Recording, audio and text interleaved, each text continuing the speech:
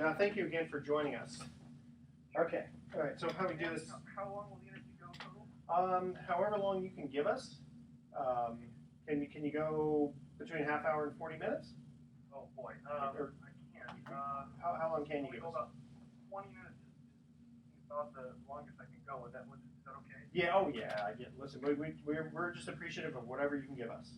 Okay. Okay, all right, so why don't I go ahead, what I have to do is I have to do a quick 2-minute interlude, and then we go on to the next segment, which is 9 minutes, and the next one's like 11. So if you can give us like 23 minutes, that'd be great.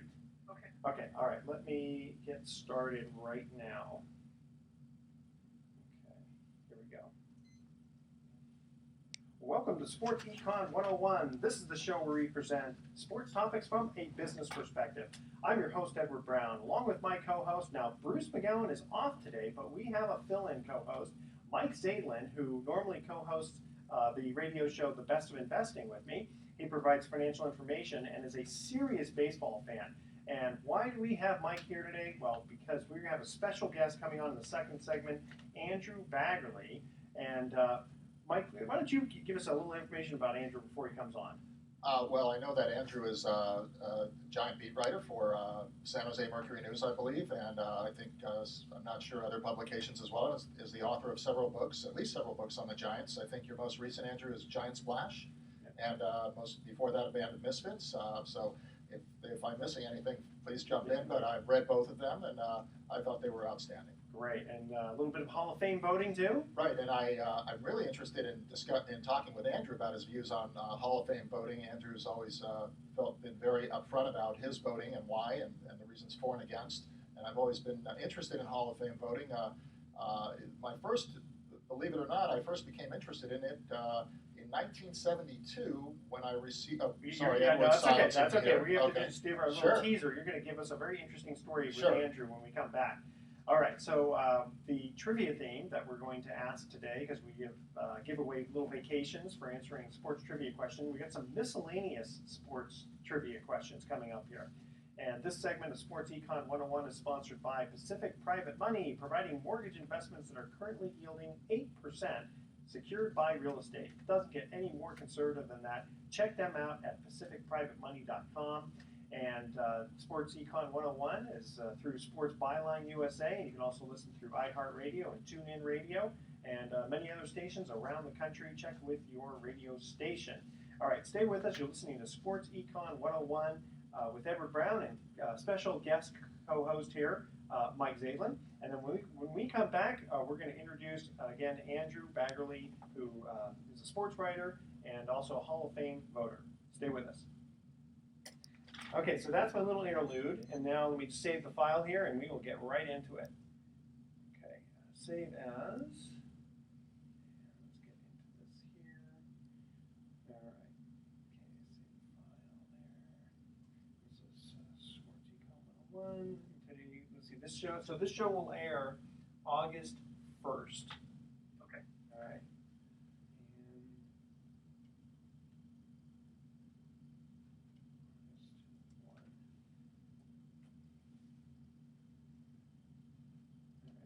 One more save here and we'll be done. Okay. Okay. Start the new file. All right. Okay. And away we go. Welcome back to Sports Econ 101. I'm Edward Brown, your host, along with my special co-host today, Mike Zadlin. Now, Mike, you had mentioned that we're going to have Andrew Baggarly on the phone, and sure enough, he is with us. And you have a quick little story you want to introduce for Andrew. Well, yeah, I know Andrew is a lifetime Hall of Fame, baseball Hall of Fame voter, and has always expressed opinions and backed them up. And I first became really interested in Hall of Fame voting when I was very young. I grew up here in Marin, and I had some friends who were related to a first baseman for the New York Giants named George Kelly. And one day they told me, when I was about 14, that they were going to get me an autographed baseball from him. I got it. I thought I knew everything about baseball, but I'd never heard of George Kelly. I looked him up in my recent recently acquired copy of the Baseball Encyclopedia, saw that he was, I would put him on the level of J.T. Snow or Brandon Bell. I mean, he was good. Maybe he would have made an all-star team or two. I think he had about 120 home runs and led the league in RBIs once. He autographed the ball, I got it, and I went out and played with it because I thought he would never make the Hall of Fame. About 2 years later, I was sitting down having breakfast with my sisters and my mom, and in the San Francisco Chronicle was a big blaring headline, George Kelly elected to Hall of Fame. So, Andrew, what do you think of that? Well, you probably shouldn't have played around with the ball. Yeah, well, Rising of the movie The Sandlot. I had done my own analysis and was dead wrong. I had no idea that Frankie Frisch, an old teammate of his, would push to get him elected to the Hall of Fame. I should have paid more attention to the politics. Well, I think for me, whether a guy's in the Hall of Fame or not, shouldn't increase the value of the ball to you, maybe to what it's worth to somebody else. But Agreed. what it's worth to you, I would take, like my favorite players growing up were guys like Tuffy Rhodes and Doug DeCenzo, and they're never going to make the Hall of Fame, but I would much rather have their autograph than somebody who is. Yeah, no, I remember them, and they were great players for the Cubs. Yeah, I remember Doug. Yeah. So now, I got to ask you, Andrew, how does one actually get elected to be on the Hall of Fame, ballot, so to speak? I mean, what I mean is, like, how did you get to be chosen as one of the writers to be part of the Hall of Fame voting? Well, so the Baseball Writers Association of America, you are covering the game on an everyday basis as a beat writer or a columnist or your sports editor, and you're eligible to be in the Baseball Writers Association. You apply to join your local chapter, and if you're accepted, basically anybody who needs a working credential, who needs access to a major league clubhouse on a regular basis, and who is a professional accredited journalist for an accredited organization, will be able to join. And now that list of organizations has grown with the advent of the internet. For many years, it was quite slow. If you worked for a .com, you basically couldn't get in. And now we're expanding our list every year of sites where the writers are recognized by the Baseball Writers Hall of Fame. It doesn't even have to be something like ESPN.com. It could be Fangraphs, or it could be one of the other sites that does a lot of fine baseball reporting. So that's sort of the means to get into the Baseball Writers Association of America. You pay your dues every year, and you have an active card so long as you're actively covering the game. Now, if you have active membership for 10 consecutive years, then you are eligible for two things. One is whenever you're no longer active, you're eligible to apply one time and get a gold card. The gold card makes you basically an honorary member for life. And the other thing that you get with 10 consecutive years is a Hall of Fame vote. And although it's actually a misnomer now to say you're a lifetime voter, that always was the case. I could do 10 years in the Baseball Writers, get my Hall of Fame, and then I could open up a pet grooming store or something, or start digging ditches, and I would get my Hall of Fame vote for life. But the Hall of Fame just did make some changes. I mean, it just made some changes after the last induction ceremony was pushed down. Now you have to be an active member, or you have to be active within 10 years to keep your vote. So the people who haven't covered baseball for 11 plus years and are honorary members will no longer be Hall of Fame voters. That's a pretty big change, and it is going to change the electorate quite a bit, and we'll see how that'll shake out. Yeah, how many total writers are there? Who are? I think active members right now is smaller than it used to be because newspaper staffs are so much smaller than they used to be. When I first joined, I think there were a little over 700 active members, and now most of them don't get the 10 consecutive years. I would say now there's probably something more like 650 active members. The actual electorate for Hall of Fame, I think ballots cast last year was something around 625 or something like that. And that number does go up or down a little bit every year, but clearly this is going to be a big time calling of the electorate next time around. I'm not sure what it's going to go down to. I would expect maybe it'll go down to like 300. Okay, and before Mike, I know Mike wants to ask you a couple more questions. Personally, how do you keep your personal feelings out of the voting? You know what I mean? It's something that it's not really too different from covering a team or writing a game story. There's no real rooting interest. I think that you do. It's only natural to have an affinity for players that you've liked, you've respected, that you've gotten to watch watch on an everyday basis and maybe appreciate their gifts more. Like for me, I can give you a great example. I think there's no doubt in my mind that Omar Vizquel is a Hall of Fame player. I'm going to vote for him. I think he reinvented the position of shortstop, played it with grace, and had a memorable career. Had nearly 3,000 hits for a guy who couldn't hit when he first came to the big league. And is the all-time leader in games played at shortstop when every all-time leader in every position is in the Hall of Fame. So, for me, it's an easy call. But talking to a lot of my colleagues who didn't get to cover him as a player, they tend to think that he's a pretty Frenchy candidate. And so, is that a case of me having a deeper appreciation for a guy, or me just really having a bias because I thought he was just a terrific person to cover, one of the most interesting, joyful people that I've gotten to cover in baseball? And I don't know. do you guys One ends and one begins. do you guys talk a lot between yourselves and try to like convince one another? A little bit. I think because the voting is done in the off season, all of us are sort of off doing our own thing. Filling out the ballot, I think, is a fairly private thing. But I do know quite a few writers who will call other writers, especially. I know I did that when Jim Rice was coming up on history last year of eligibility, and I got my card very young. I was only 21, which means I was a Hall voter at 31. And in cases like at Jim Rice, his 15th year on the ballot, and his last year playing professional baseball, I was still in high school, so I didn't feel qualified to really make a call on his Hall of Fame candidacy. So I definitely sought out a lot of opinions of his contemporaries, people who played with him or against him, people who covered him, and really tried to let their opinions sway me a little bit. Yeah, because it's not just looking at a stat sheet. No. I mean, for some people, they might go based on what's your career war, or look at some of the advanced analytics or the counting stats or what have you. But to me, and it means something different to everybody, I think. But for me, I think the Hall of Fame is fame, and it's reverence, and it's a lot of qualities that I think are subjective. And to me, the number one quality I look at when I decide if someone's a Hall of Famer or not is, did your career resonate? And sometimes maybe it resonated more on a local level than it did a national level. But that's sort of the number one question I ask myself. And statistics can help eliminate that, but I think they're only part of the equation. Okay. Before Mike asks this question, the studio is letting me know we do have to go to break. So we're going to ask our first trivia question here. And the theme is miscellaneous sports questions. All right, you ready for this one? Who is the only golfer in PGA history to make a hole-in-one on a par 4 hole?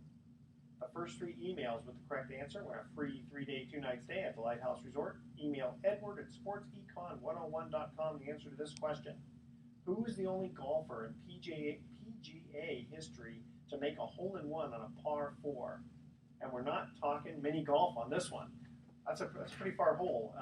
In fact, it was in 2000. I'll give you a hint. It's 2001, and it was a 332-yard hole. All right.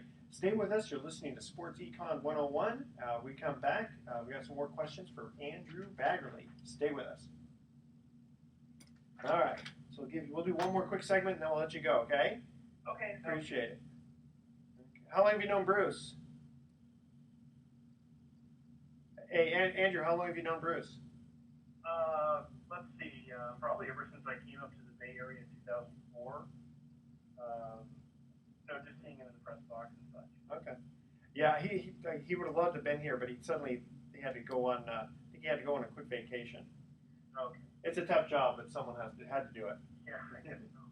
I know. I just got back from 2 weeks in overseas, and it was an oven. Oh, really? Yeah, it's the hottest. It's been in 137 years. Where were you? I started off in Rome and it was 106 degrees at 7:30 at night. And, yeah, it was awful. And then we did a cruise, an 8-day cruise, and then came back to Venice for a couple more days. Okay. Yeah. Plan my vacations a little better next time. All right, here we go.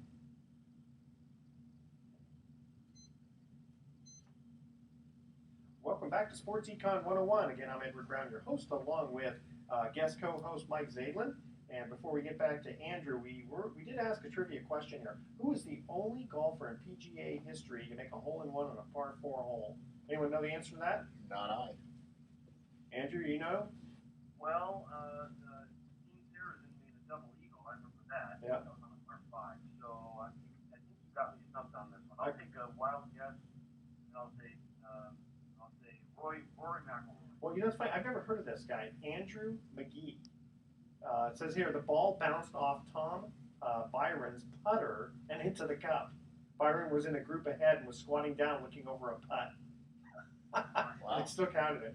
Okay, so we have on the phone here Andrew Baggarly, who's a Hall of Fame ballot writer and also covered the Giants, wrote a couple of books. And I know, Mike, you wanted to ask him a couple questions. Yeah, I did, Andrew. I was really interested in the 2015 Hall of Fame balloting, and you know, especially I was really surprised that John Smoltz got in on the first ballot. I thought he was. I'd always thought of him as a borderline Hall of Fame pitcher, and I was really surprised to see him get in on the first ballot.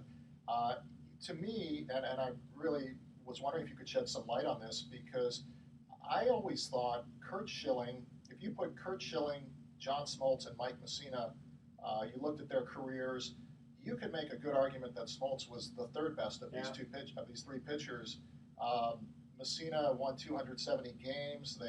They all were really good pitchers, and I was just really wondering if you could shed a little insight as to how did Smoltz get so much support and the other two get so relatively little. Well, I think narrative is a big part of this.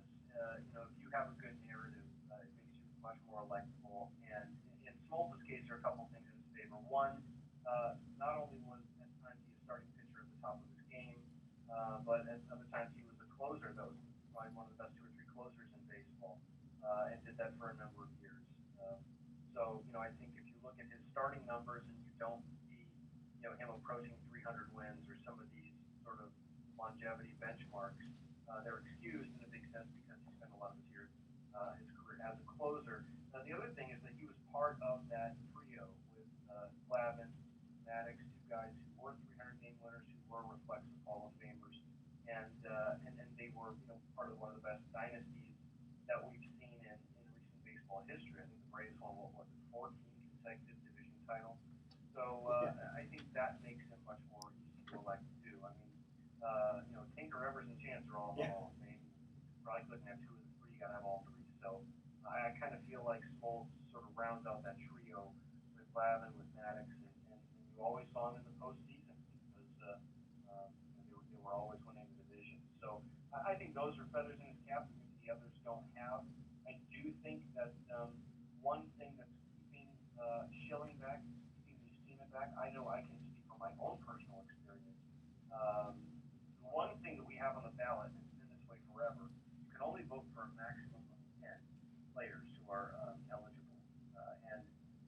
You get your list is basically of names, and each have a check box next to their names. You can check a maximum of 10 boxes. You can check no boxes and send it back, and basically, knock everybody's percentage down a little bit if you don't feel any of them are Hall of Famers. There are a couple of people who do that every year. I never voted for more than maybe 3 or 4, and then we got into some of the steroid era guys got on the ballot, and not only the people like Bonds and Clemens, but also the people who have innuendo or suspicion, like a Bagwell or like a Mike Piazza. Piazza's a guy who get in first ballot easily, but it's taken him a few ballots to generate a little bit of traction. And as a result, we've got a backlog on the ballot. In the last 2 years, I've filled all 10 slots, and ideally I would be able to pick 2 or 3 more. Schilling and Messina would be the next 2 that I would pick, and I would seriously consider Jeff Kent as well.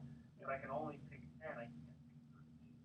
And I think Barry Bonds should be in the Hall of Fame. I think Roger Clemens should be in the Hall of Fame. I don't attempt to try to make a judgment or indictment about the steroid era. And so I arrive at that. That's my process, and I think that Messina is the 11th best player who's eligible for me. Yeah, it was interesting. Mentioned Bonds because we've talked about that on the show in the past. That I don't care if I took all the steroids in the world, I still wouldn't hit as many home runs as Barry, and he didn't get that many good pitches to hit because they kept pitching around him in intentional walks. So he still was phenomenal as he was. And the thing is, and sometimes you look back at some of the players who did get in, and you almost wish you could unvote them in. You know, because now, if you, I don't know if it's a comparison type thing. You know, you compare them in their era, or you know what I mean? Well, there are some people that they feel, and that's a tricky thing. You think, well, if this guy's in, then this guy should get in. Yeah. They match up, and it's sort of I don't know if that's the most intellectually honest way to go about it, but it's a personal decision, I think, for a lot of people, and a lot of times the selections are not only indicative of that player's career and when they played and the era they played, but also the era in which they would have been on the ballot, what the perceptions were of them at that time, and perceptions can change, which is one of the reasons why I thought that it would be interesting to see what would happen with the Barry Bonds percentage through the years. Would perceptions change as he's on the ballot? You can be on for 15 years so long as you get 5%, but that's another change that they've made in recent years. You're no longer on for 15, you're only on for 10. And so Bonds is only going to be considered for another 7 election cycles instead of another 12, and that's something that could seriously affect his candidacy. And he's drawing 35% pretty consistently. I don't think he's ever going to get 75. 75 is just, you need one no vote, and that cancels out 3 yes votes. I don't think there's going to be, I think there are going to be a lot of yes voters, but I think there's going to be too many no voters from getting elected. Andrew, I wanted to ask you about Alan Trammell, who's running, I think this may be his last year of eligibility, if I'm not mistaken, next year or the year after. And he's, you were talking a little bit about advanced analytics and so forth in the narrative. Alan Trammell was once, not a couple of years ago, rated by Bill James, a foremost analyst, as the 9th best shortstop in baseball history, ranking ahead of, I think, 10 other shortstops who are already in the Hall of Fame. Yet he has never even broached, I think, 30%. What do you attribute that to? Do you think he was overshadowed by Barry Larkin and Cal Ripken? And where is the narrative lacking there? Well, I think you're right. I think that he was overshadowed by some of his contemporaries. I mean, clearly 1984, he got an MVP season and won a World Series. Ryan Sandberg, the guy who won one MVP, and he posted in on his second ballot, I believe. But there again, 3,000 hits will do that. It's hurting him because I look at it really hard. It didn't make it for me, but I really almost can't even consider it now because there are 10 other people I'd rather vote for.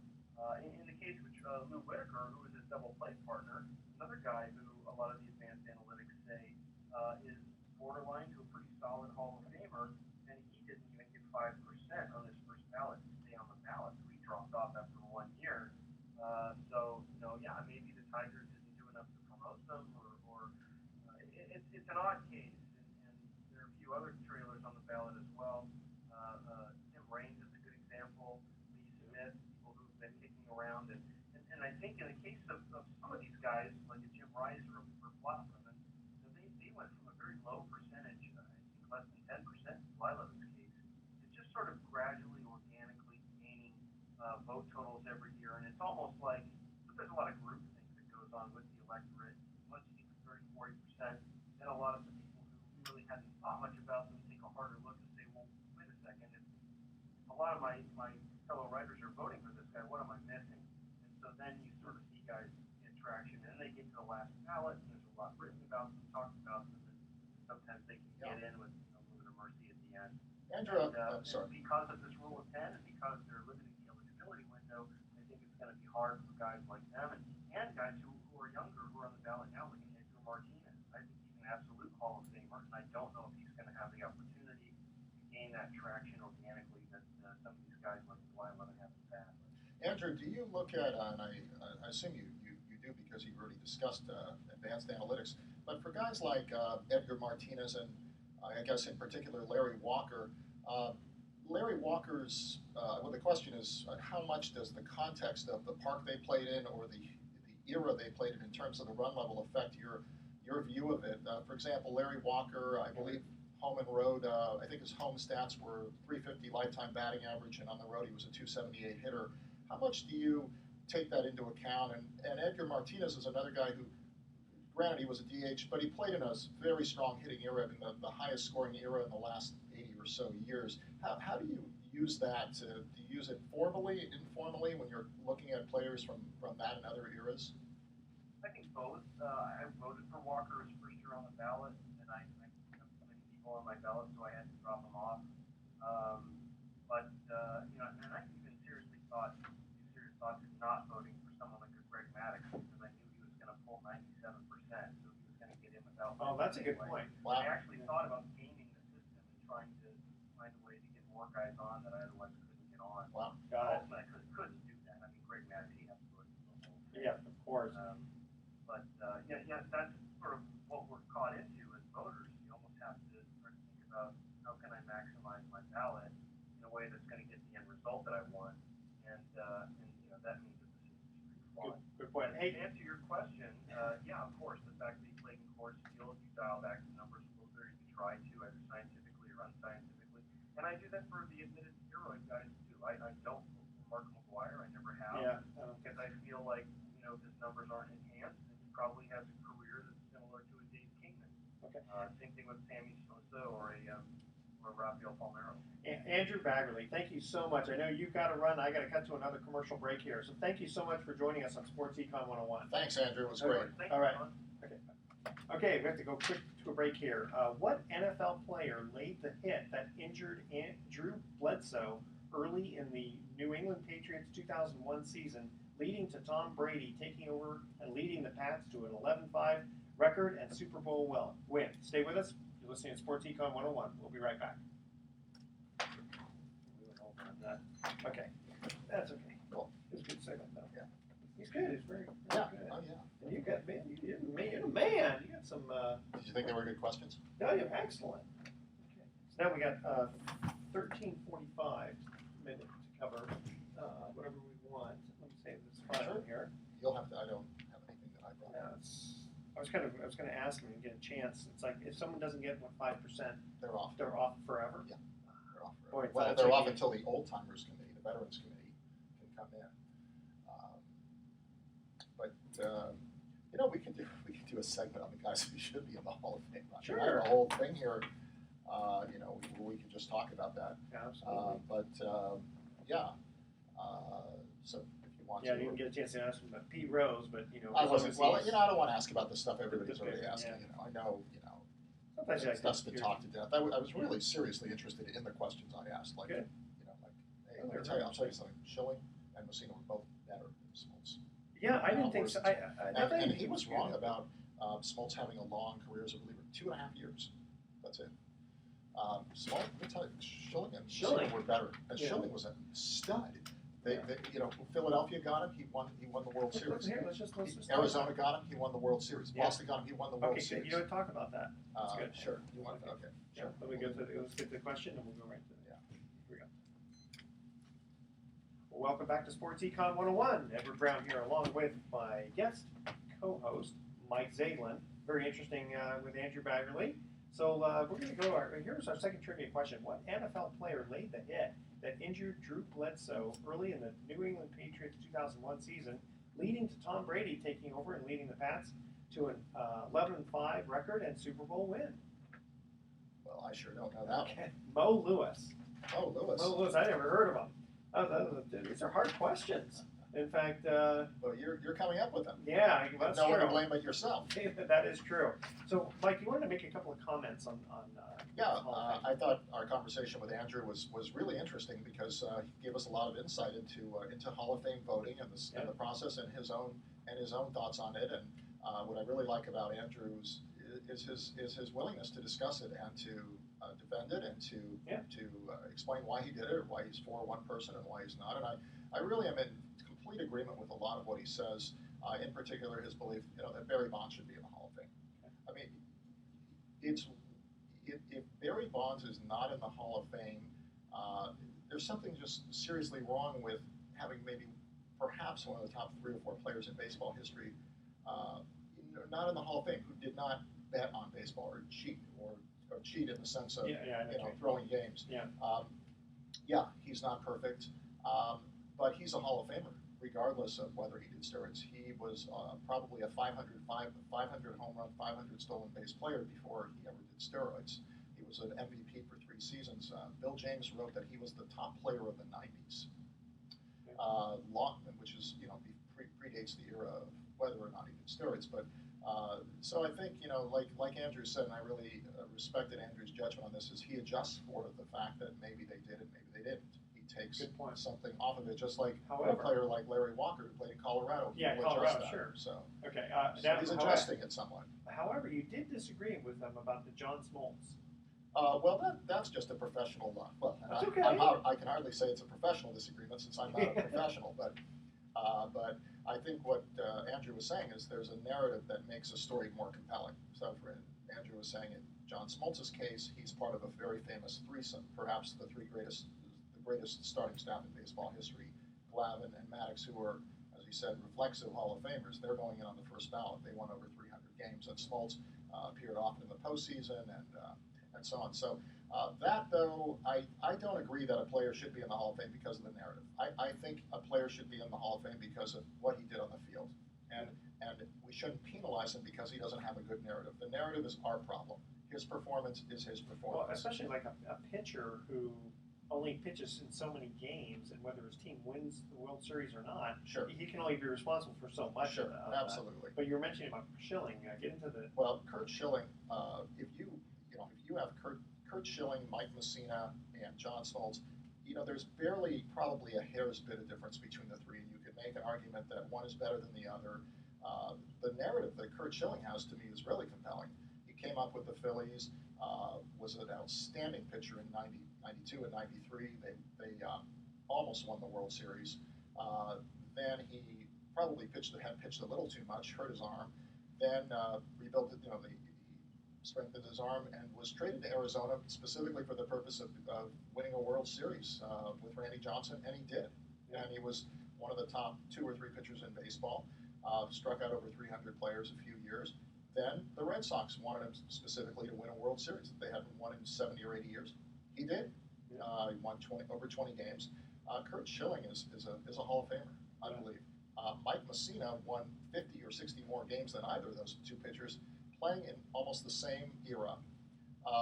So, when you look at Mike Messina, you've got 270 wins.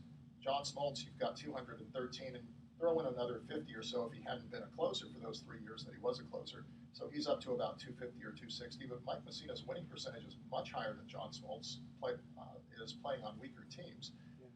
Their ERAs are very comparable for all 3. I don't really see how one gets in and the other 2 don't. And to me, if there's a narrative, that's not a good reason that they all shouldn't be in. But I agree that is a reason they're not in. Yeah, like we talked about air, like Mark McGwire, even though he played for our local home team, the A's, for most of his seasons. I never saw him as a Hall of Famer, even though he hit over 500 home runs.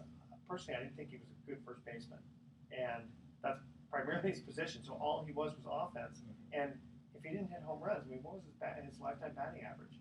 Well, let's put it to you this way: if he was not a steroid user, he probably would be in the Hall of Fame, even with poor defense at first, because the home runs compensate for his average. I mean, he probably was still at least a 260 or 270 hitter. I'm pretty sure. His home runs were so, you can offset a bad batting average by hitting a lot of home runs. There are a number of players who were 260 lifetime hitters, Harmon Killebrew, I think, who were in the Hall of Fame because they hit 560 or 570 home runs. So you can compensate. Bill James once did a famous study he said, who's more valuable, a 300 hitter who hits no home runs or a 250 hitter who hits 30 home runs? And he said there's basically no difference between the 2. They both create the same amount of runs. That's a good point. Yeah, it's all measurable in statistics. Yeah, I mean, it depends on when you hit those home runs. If you nobody on base, or one of the things about the ballots these days is they're stuffed with players who played in the 90s during an era where 10 runs a game were being scored, and that's about 20% more runs than are scored now or were scored before that era. Juiced baseball, right? The juiced something. Yeah. So you get guys who benefited from that, and then you have to compare them to players who played in the 70s and 80s. And as Andrew was saying, players like Tim Raines and Bobby Grich were stars. Yeah. But when you look at their career statistics, they pale in significance because they were playing in pitchers' parks in the pitchers' era versus guys like guys who were playing in Colorado or guys who were playing all through the 90s when the run level is so high, which is what really makes outstanding pitching accomplishments so much more remarkable today. When Pedro Martinez has an ERA of 2.2 over 6 or 7 years playing in Fenway Park, a high-scoring park in the highest-scoring era in baseball, that's remarkable. Sure. That's incredible, and so it's in a way comparing across eras. You've got to compensate, and as Andrew said, they do compensate. They do try to. Well, at least he does. Yeah, because can you imagine if everything was like 1967 when you had one 300 hitter, Yastrzemski? Yeah, exactly. And that was he's a Hall of Famer. And that was 301. Yeah, exactly. Yeah, and we had the pitching mound. I don't know how many inches higher it was, but pitchers had a great dominance. But there's an argument that's put forth that Pedro Martinez is the greatest pitcher of all time. Really? Because his ERAs compared to the league average ERAs were about 35% of the league ERA, and in no time in baseball history has another pitcher ever pitched at a level that's half as much as the league. And he pitched at a level closer to 1/3 for a long period of time. You have to give us an example, because he's a 220. He was about a 220 or 225, and I think the league ERA was about 4.8 at the time. So 4.9, 4.8 or 4.9. So as a percentage of the league ERA, he actually had the lowest of all time for any period over 5 years. Even Sandy Koufax, what people don't remember about Koufax is he played in a pitcher's park in the Ultimate Pitchers era, in the early 60s. And his ERAs were about 1.8, but the league as a whole was about 2.9 or 3.0 or 3.1. And so relative to the era you're putting the player in, the relative performance of Pedro Martinez probably makes him the greatest pitcher of all time for a peak period. That's a good point, because it is important to compare, because if guys, forgetting being on the juice or whatever, if you're comparing within the league and he's that much better. Yeah, exactly. Yeah. Well, I mean no one's questioning whether or not he belongs in the Hall of Fame, but now the question of whether he's the greatest pitcher of all time. I'm wondering about this too. What happens when a guy he stays a little too long, and his numbers start to go down, and you kind of start looking at him and kind of, he was good, and you start remembering all those. Well, that really doesn't affect you as a hitter, because as a hitter, you are usually judged on what are called the counting statistics. How many home runs did he hit? So even if in your bad years you're still hitting 10 and 15 and 7, you're adding to it, and then you end up with 512. But when you're a pitcher, you in a way are adding to your wins, but your ERA is going down, or it's going up rather. Yeah. And sometimes if you like Jack Morris was one guy who has a lifetime ERA of 3.9, didn't get in the Hall of Fame. A lot of people thought he should have. He had about 250 wins and was on good teams. Yeah, but that's the thing, is if you have a lot of run support, you could have an ERA of 8 and still be winning 20 games a year. And so people say, well, he won 250, but his ERA was pretty close to the league average. That's about what the league average ERA was. But he, in particular, stayed too many years, did not do well, had the ERAs up in the high 4s and 5s. But normally, the longer you play, the more it improves your Hall of Fame chances, because while your batting average might go down a little, your RBIs and your career home runs are going up, and you're also in the public eye a little more. It's almost normal. It's completely normal for all players. It's very rare to have a player who retires in time. Very rare. Yeah, Only a few have ever done it. Most of them play until they really can't play, or they realize they're about a year away from not being able to play. Yeah, for some reason I'm thinking, like, let's say football. A guy like Gale Sayers. What did he play, like 6 years? Yeah, but injuries caused his retirement. Yeah. I mean, he came back after an injury and still did well, but even Jim Brown, only how many years did he play? I think he played 9 or 10. Okay, well that's decent Well, football. for a running back, I think that's not too short. Okay, Koufax, how many years did he pitch? Koufax started in '55 and finished in 1966, but only was a starter or a full-time starter from '61 on, so about 6 years. That's why his career wins are, I think, 150 or 160. Yeah.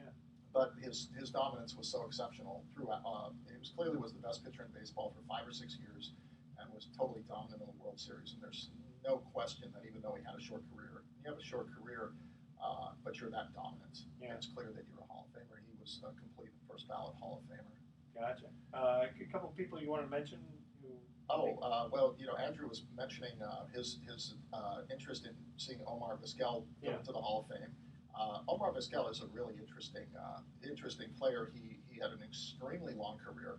He was a fantastic fielder. When Andrew said that Omar Vizquel reinvented the position, I mean, you know what? It's hard to really say that totally literally, but he was just a great shortstop, and as Andrew said, he managed to knock out close to 3,000 hits. Yeah. I personally don't think he's a Hall of Famer, but he's. But you have to look at the position, right? I mean, Sure. always. Right? You always have always. to say based on shortstop. Yeah. I mean, wouldn't you also say Ozzie Smith had reinvented the position? I mean, Yeah, what does that actually mean? Right. Yeah. I mean, I think it means it was fantastic watching you play. You were so much fun. But Ozzie Smith was, probably the greatest defensive shortstop in baseball history, and a pretty good hitter. Became a pretty good hitter. Again, he was a guy who first came up was only considered a little punch and Judy singles hitter, but he became a pretty good hitter. I think he got around 2,700 hits. But if you are the greatest defensive shortstop in history, you were in the Hall of Fame. Sure. What was his feeling? Like 995? Well, it wasn't just that. It was the amount of balls he got to that other players didn't. So his range factors, he was able to get to, I think, something like 5.5 balls a game. The average shortstop maybe got to 4.5. Okay. So he is preventing runs, and so it's always harder to measure defensive contribution. How many runs did you prevent versus how many did you score? Well, that's the question. So you have to have a computer to figure those out. And they have so many advanced analytics these days to help assist. Absolutely. Yeah, in the old days, they didn't really have that. Okay, here's our third and final trivia question. As of the year 2006, who is the only, 2006 now, let's go back 10 years ago, who is the only boxer that has defeated Oscar De La Hoya twice? The first 3 emails with the correct answer win a free 3-day 2-night stay at the Lighthouse Resort. I purposely didn't ask any baseball questions because I knew you'd know all of them. Okay, that's our question. Stay with us. We'll have some closing comments on Sports Econ 101. Don't touch that dial. That's good. We can go over too much on that. All right. Well, anyway. We'll be done. All right. I'll try to keep it interesting. Yeah, we only have 2 minutes. 2:30 to go. This was good. This was a good show. Okay. Good. If you wanted to listen to it yourself, you could listen on iHeartRadio or tune in. I mean, if you just go to Sports By, you go to iHeartRadio and go Sports Byline USA Live or something like that. Great.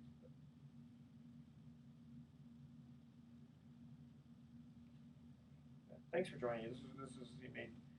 It's hard to do a show by yourself. I know, totally. I like doing soliloquy. And it would have been great if it could have stayed a little longer. Yeah, sometimes guys want to say what they can do. Sure. All right.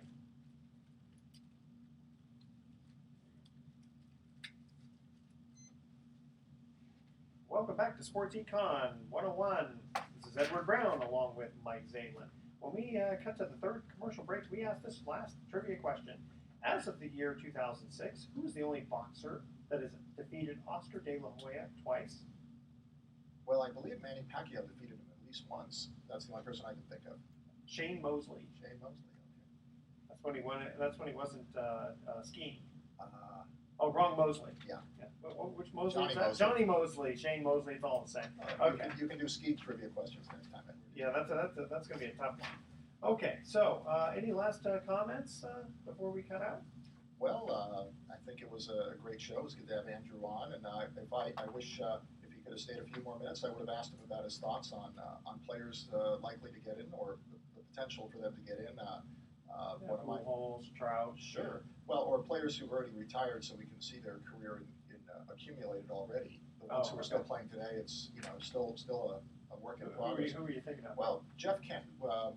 Andrew had mentioned that seeing a player sometimes you can appreciate them more, and he specifically mentioned Omar Vizquel. And Jeff Kent to me is a guy who should have been elected on the first ballot. Yeah. I think Jeff Kent was probably one of the top 7 or 8 second basemen in history. He was good defensively, and he was a great hitter. A monster hitter for a second baseman. Exactly. So I guess what Sandberg, he had over 3,000 hits, didn't he? I don't know if he did or not. I can't remember. But yeah. He was good. Oh yeah. Very good. Jeff Kent only got 15% of the vote in 2015, and sometimes players who get to 15% can get up to 75% within a few years. I would think that Jeff Kent's numbers, close to 400 home runs as a second baseman, being an MVP, being in a World Series or two. Wonder how much it helps actually win a World Series. But again, it's not hurts. But it's not a single game. Okay, single person game. Okay, here's our thoughts for the day. Earl Warren said, I always turn to the sports pages first, which records people's accomplishments. The front page has nothing but man's failures. I like that. And sometimes I feel like Robert Frost when he said, I just as soon play tennis with the net down. I like that. Okay, tune in next week to Sports Econ 101. Bruce McGowan will be joining us back again. We're going to be discussing sports topics from a business perspective, giving away more free vacations for answering sports trivia questions. Thanks for listening. On behalf of our team, I'm your host, Edward Brown. We'll see you next week. So long. And that's on that. I don't know if you saw Willie Brown's column in the Chronicle. He was talking about politicians, and he said, I